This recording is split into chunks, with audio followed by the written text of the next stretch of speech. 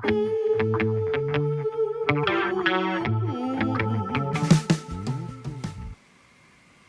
and welcome back to the Red Sofa.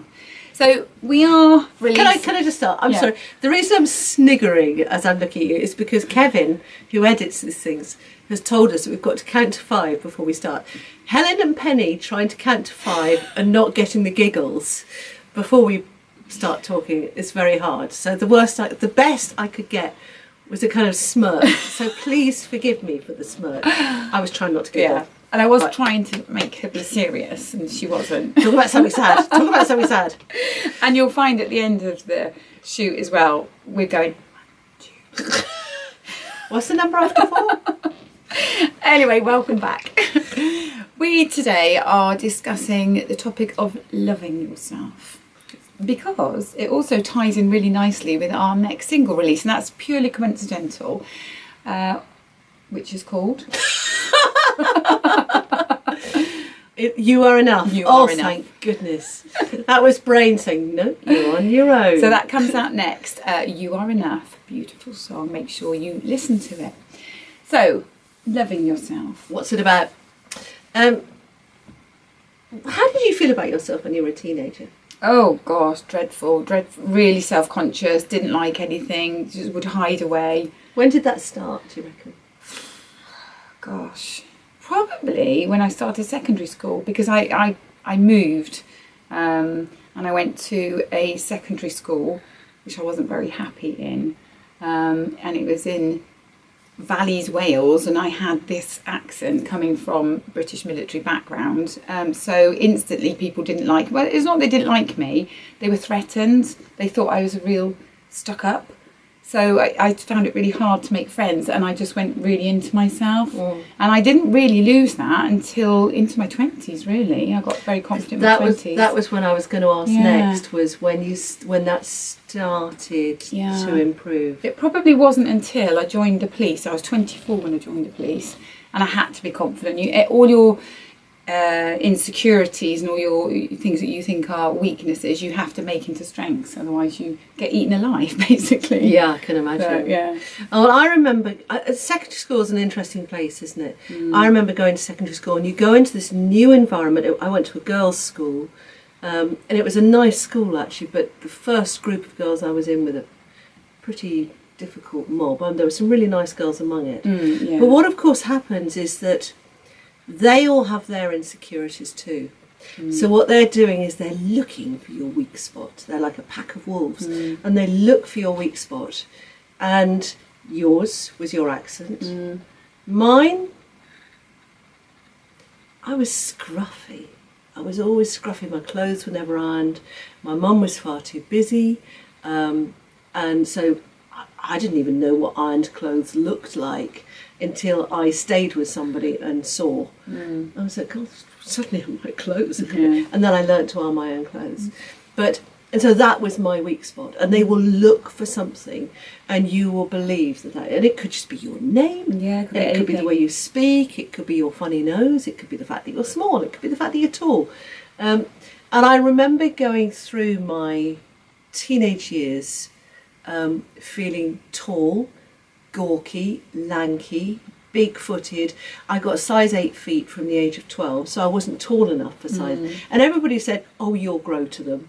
But I used to think, I don't want to grow to size 8 feet, thanks very much. I'm already taller than all my friends. But I remember getting to 16, 17, and I'd become a Christian by this time. And I remember at 17 thinking, actually, that year wasn't as bad as last year. And then 18 was not as bad as 17. And so on, 19, 20, 21. But I never felt attractive. I never felt particularly lovable. And I remember having a conversation with a friend on the phone, and somebody had been very aggressive to me that morning, and I was very, very shaken, very upset. And I used to think I talk too much, I say the wrong thing, there's this expression, putting your foot in it, I used to do it all the time.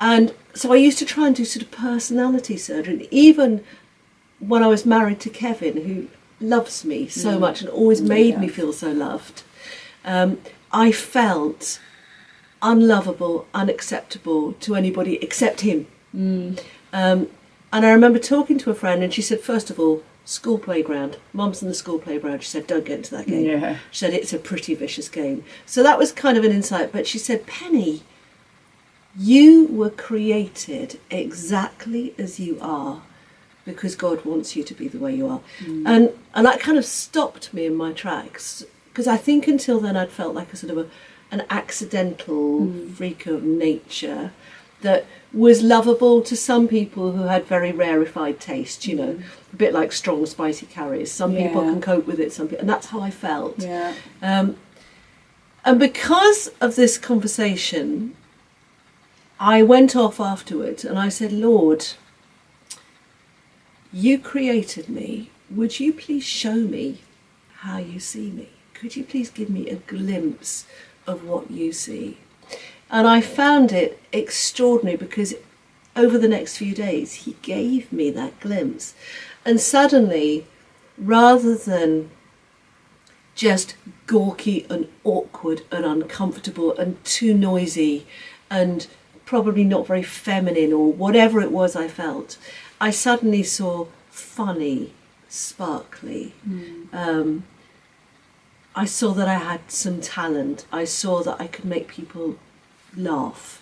And I saw that I had a smile that was actually a smile that people like. You've got a beautiful smile. Oh, bless you, thank you. But I just said, he just showed me this picture of how he sees me. And it was just mind-blowing. And so, of course, what that then does is it sets you free, because God has shown you the route through to where you want to go. And it sets you free to be who he wants you to be. And you you accept yourself, don't you, for what you are. And rather than looking at the negative all the time, going, I haven't got this, I haven't got that, I don't look like this, you just think, well, actually, look at what I have got. It was so powerful. Yeah. It was so powerful. Good. So now, there are a number of things. Of course, you know, at 58, I love being 58 because it's actually very freeing. And whereas when I was 17, the thought of going out of the house, apart from school, without wearing the right clothes, without wearing my hair looking as good as it could look, tends to be a bit chaotic. But I've got used to chaotic now. Without putting makeup on, absolutely would have struck horrors in me. So and I would have walked along the street thinking, they're looking at me, they're looking at me, they're looking at me. And of course you suddenly realise this is what girls and boys feel now. Boys feel it as well. My boys do. Absolutely huge. And I think this whole thing of not just telling them they are loved, it is important that they know they are loved by us. Yeah. But actually this opportunity to actually ask God to show you what he made. What did you make, God? When you made me, what did you make? The thing that I find most fascinating is that all the things that were spoken over me when I was a child that were negative, you talk too much, you don't think what you say, you're too tall, you're too big, you're too this, you're too the other. They're the things that hit home. They're the things that God... but I bet there was lots of things that... But no, the point is, they're things that God now uses. Yeah.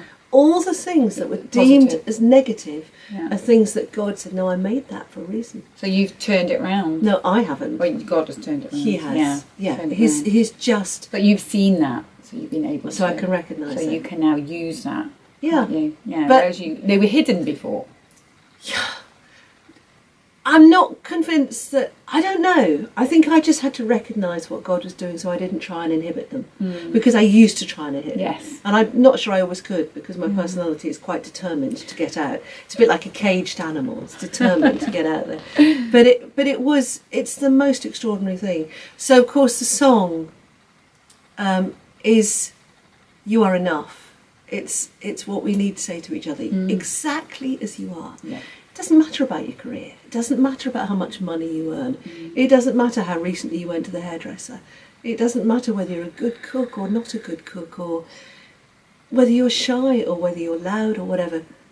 Just the way you are is enough. We are so loved. Yeah, you don't need to be anything else, do you? Yeah. You don't need to try and be anything else. Well, before God, that's true. And I think often in the world of social media, we do convince one another that we do need to be something else. Yeah.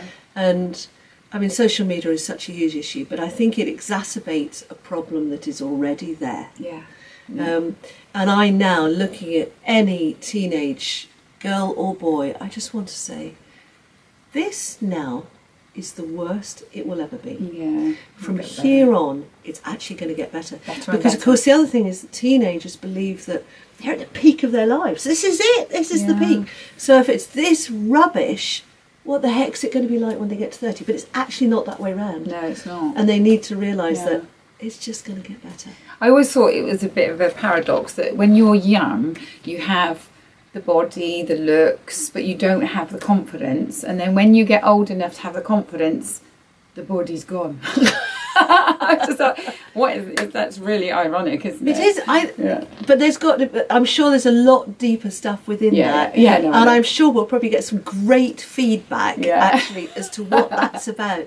But it's true, and I think, I mean, in truth, we can still look great as we grow older. And I know people who are 90 that still look amazing. And the thing that's amazing is that they have a light on inside that says, I love you. Yeah, that's what's important, isn't it? But did you ever look back at photographs, though? And photographs that you at the time you thought... Can I just show you how I used to look in a photograph? Yeah, go on. But I've added a few lines. But that was my photograph face. But you look at that photograph when you take it and you think, oh, I don't like that. And you put it in the drawer and then 10 years later you go, wow, didn't I look amazing? But I also used... The thing is, fashion magazine girls, they never smiled. No, sultry. So I just look sulky if I do that. so I've got lots of photos of me as a teenager looking pretty sulky. I was trying to look cool. Sulky, not sultry. It didn't work. It didn't work. So keep your ears out and alert for the next release and tell us what you think. You are enough. Yeah. And remember, you are enough. You are. See you next time.